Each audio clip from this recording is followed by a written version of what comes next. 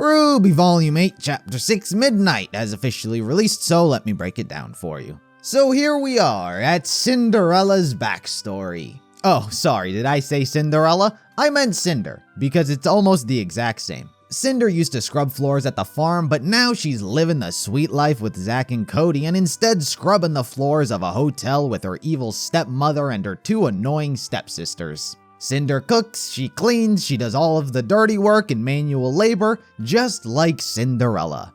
That is until one day a huntsman decides to sneak in late at night to confront Cinder about her miserable life. She wants to be just like him, and so he decides to train her to become a huntsman? Apparently he has a lot of free time on his hands as he spends the next few years coming in and out of the hotel to train her in secret.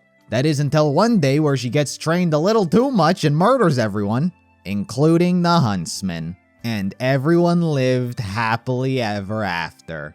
That's it, that's Cinder's backstory. On one hand, it feels like, finally, but on the other hand, it was so unoriginal and boring and short.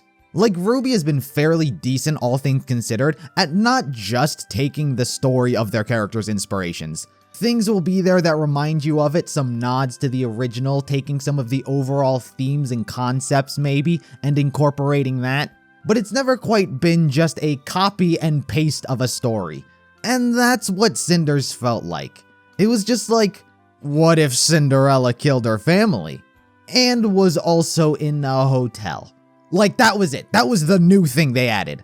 And it feels like it could have been so much more if it wasn't so short. I don't know what RWBY's deal is with backstories, but they fear them. When we get that Team Stark backstory, that's gonna be, at best, 2 episodes. Their whole journey, forming the team, to Summer's death, the 2 kids, and everyone breaking up. That's how fast backstories go here. Because there were things here with Cinder's story that were interesting. Not much on the part of Cinder herself, but mainly on the huntsman who trained her. Like, we didn't get anything about him. Why does he go to such lengths to help out this child? Why does he spend years of his life training her to be a huntsman? Is Cinder a sort of daughter figure to him? It's like his whole existence was, he was just a nice guy. I mean, he seemed cool. He saw a girl who hated her life and tried to make it better. Then she took things a little too far and murdered her family. But you know, when he saw that, he immediately saw that he had to stop the monster that he had created. And tried to do so. But for whatever reason puts down his weapons and then gets stabbed. And then palms her head as if it means something. I don't know. All he ever said was Cinder will always be running if this is how she deals with her problems. I mean, sure, Cinder needs some sort of greater theme to have after 8 years into her character. Also, just random things I thought would naturally fit in would be addressed but weren't. Like the moment I saw her life go from farm to high class, I thought, oh, so this is where she learns to be all elegant and high class. Why she walks as if she can balance books on her head. Why she's so eloquently spoken. No. She does the exact same thing she did at the farm, doesn't learn any of these things whatsoever, and yeah, Cinderella was also just randomly high class, but that was the 50s, and it was original, so it got away with that plot convenience. Also, might I add, I absolutely hated the fact that she snapped her mother's neck with one hand. Like, you've got teeny tiny anime girl hands that can barely fit around the front of her neck. But also, Cinder's not like a physical brute force killer. That's why she uses weapons. Like if Hazel snaps a neck, you're like, yeah, that seems about right. But for Cinder, it's just like, it doesn't work. Anyway, meanwhile, back in the present, Oscar's taking his lumps. He figures he's gotta try and take Salem down from the inside, if you know what I mean. If only that was what he meant. I mean, they've been doing a pretty decent job at taking him down from the outside. The villains suck. And he starts with Hazel. Hazel's on Salem's side because he believes nothing can stop her, so that means once something does come along that can stop her, he'll probably just switch sides because the audience likes him. Anyway, team meeting!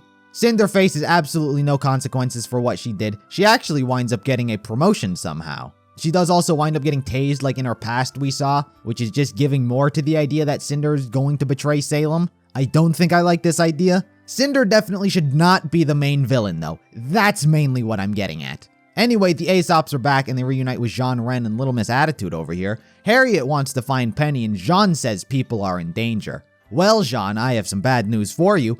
Everyone's in danger. RWBY presumably caused a worldwide mass panic last episode. Their conversation is interrupted because the Grim River busts a nut on the Atlas. Its splooge releases worms, which break down the defenses so the space whale can land and release Grim. Why is the whale a car?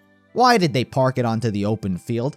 Look at how fucking big this thing is. Why didn't they ram it into whatever thing it was they wanted to destroy? And then release the Grim? What is this decision making? Half of this episode was mainly dedicated to setting things up, while the other half was Cinder's backstory.